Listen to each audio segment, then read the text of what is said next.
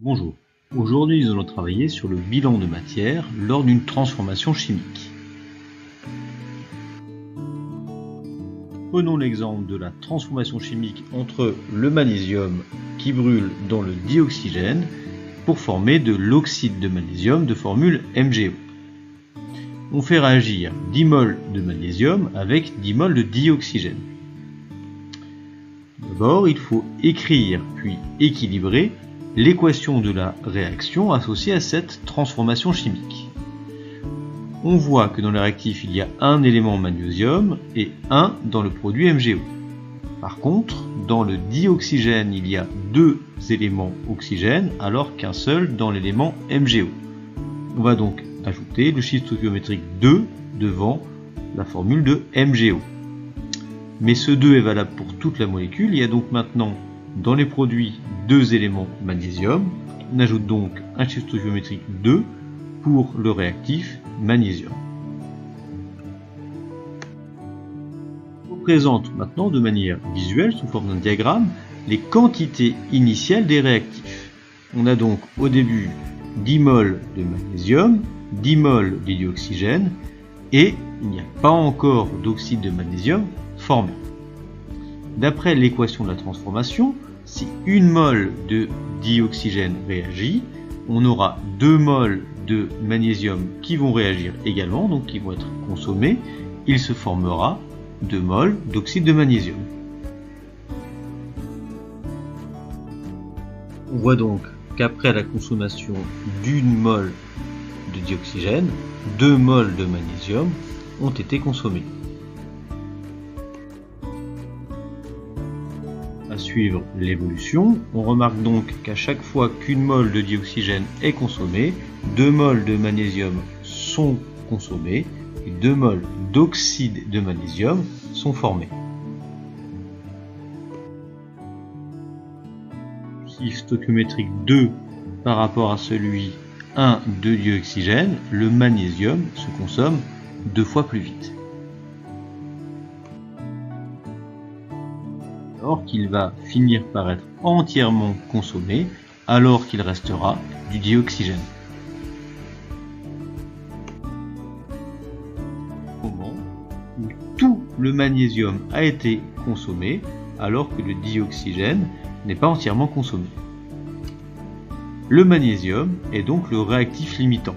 Je rappelle que le réactif limitant, c'est l'espèce qui est entièrement consommée au cours de la transformation chimique et qui est donc la cause de l'arrêt de cette transformation. Si on regarde l'état initial et l'état final, on peut remarquer qu'il y a un chiffre stoichiométrique 2 sur le magnésium dans l'équation de la réaction. C'est bien pour ça qu'il se consomme plus vite. On peut faire le rapport entre la quantité initiale de magnésium et son chiffre stoichiométrique, ce qui fait 5 mol. Alors que pour le dioxygène, on a beau avoir la même quantité au départ, si on fait le rapport entre sa quantité et son chiffre stoichiométrique, donc le chiffre stoichiométrique est 1, effectivement, quand dans l'équation de réaction il n'y a rien devant la formule de l'espèce, ça veut dire que c'est un chiffre stoichiométrique 1.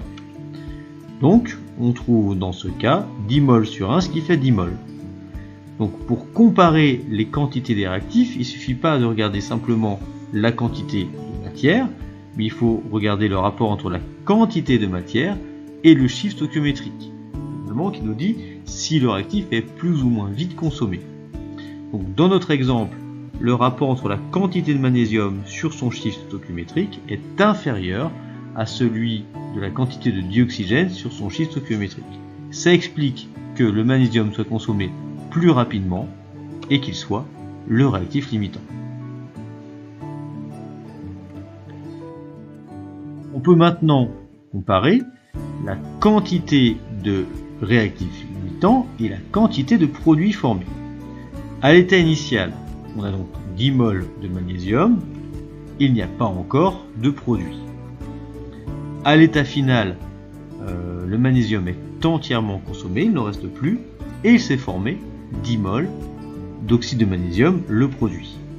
On remarque que la quantité initiale en magnésium est égale à la quantité finale formée en oxyde de magnésium. Pourquoi ces quantités sont égales? C'est parce que les chiffres stoichiométriques sont les mêmes. Donc de la même manière que pour déterminer le réactif limitant, on compare la quantité initiale sur le chiffre stoichiométrique, eh bien pour déterminer la quantité de produit formé, on fera une égalité entre la quantité initiale de réactif limitant sur son chiffre stoichiométrique et la quantité finale de produit formé sur son chiffre stoichiométrique. Ainsi, pour généraliser, pour déterminer le réactif limitant, il faut comparer le rapport entre les quantités de matière des réactifs à l'état initial et leur chiffre stoichiométrique. Le réactif limitant sera celui pour lequel le rapport entre la quantité initiale et le chiffre stoichiométrique est le plus petit.